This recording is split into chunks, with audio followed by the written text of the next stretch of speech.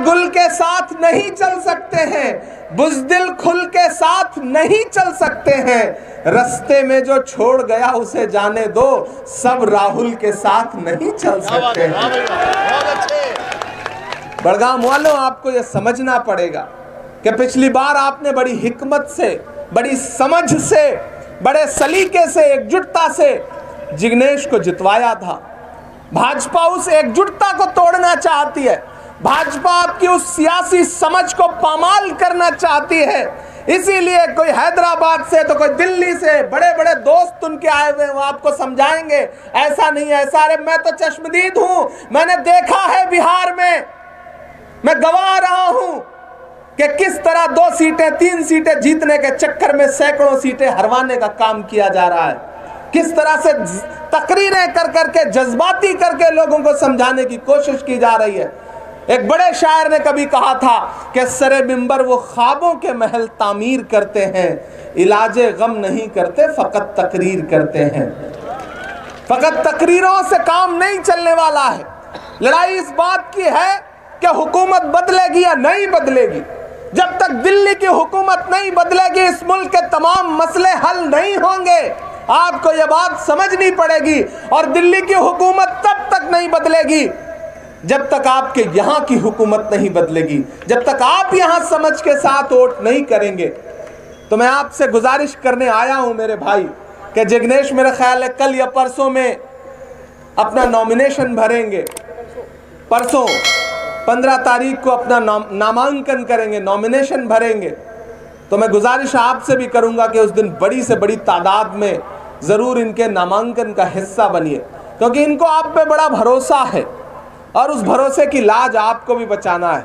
आप तो वो लोग हैं जिनका इस बात पर ईमान है कि मजदूर का पसीना सूखने से पहले उसकी मजदूरी दे दी जाए, ये आपका ईमान कहता है। और जिग्नेश ने आपके लिए हमेशा कभी ये नहीं सोचा कि वो आपसे अलग है। मैंने कहा ना, मैंने इस पूरे गुजरात में बहन बिल्किस के लिए सबसे ऊंची आवाज में किसी को लड़ते देखा है तो वो जिग्नेश मेवानी है, वो जिग्नेश मेवानी है। मैं तो पूरे मुल्क में कह रहा हूं।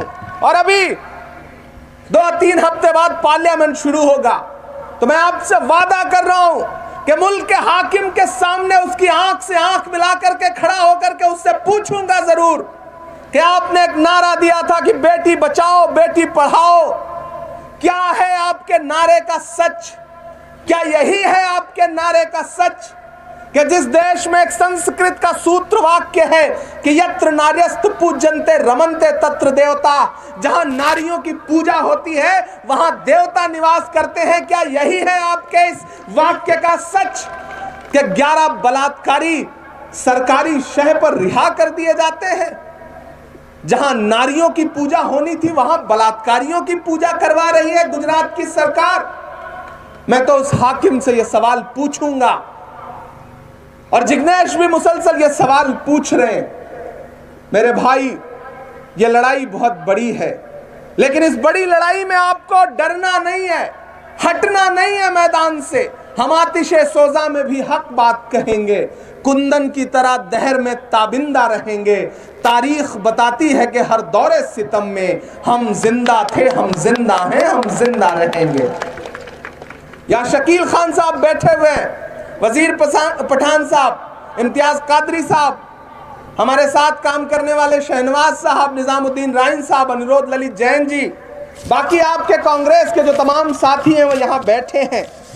मैं आज आने का मकसद बस इतना था कि आज से आप इस चुनाव को अपना चुनाव मान लीजिए। आज से इस चुनाव को उसी तरह लड़वाइए जिस तरह आपने पिछली बार लड़वाया था।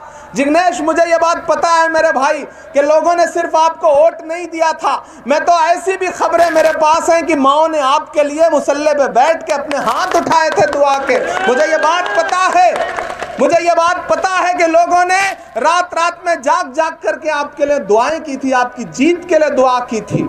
तो आपके कांधों पे जिम्मेदारियां भी बहुत बड़ी हैं, उन जिम्मेदारियों का बोझ भी आपको उठाना है। लेकिन मैं जानता हूं कि आपके कांधे कमजोर नहीं है, आप जरूर उन जिम्मेदारियों को लेकर के आगे बढ़ोगे।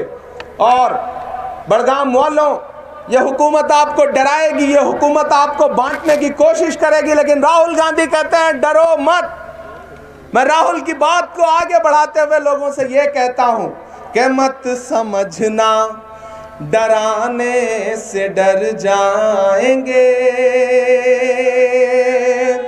जब जिग्नेश को अरेस्ट किया गया, अहमदाबाद से जब ले जाया जा रहा था, तो मैं जिग्नेश को टीवी पे देख रहा था और मुझे लग रहा था इस शख्स की आंखों में जो सच्चाई और जो ईमानदारी है वह शायद चीख चीख करके कह रही है कि मत समझना डराने से डर जाएंगे।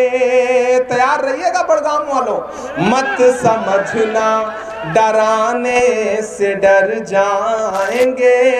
अब के सारी हदों से गुजर जाएंगे।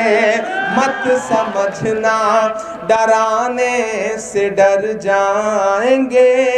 अब के सारी हदों से गुजर जाएंगे। मौत के नाम का खौफ देता है क्यों? मौत के नाम का खौफ देता है क्यों? मौत जिस रोज आएगी मर जाएंगे। मत समझना डराने से डर जाएंगे।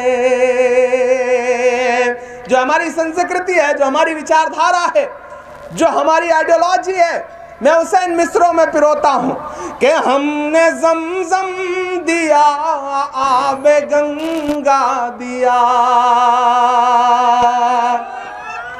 हमने ज़मज़म दिया, आबे गंगा दिया। तुमने भारत को दंगा ही दंगा दिया।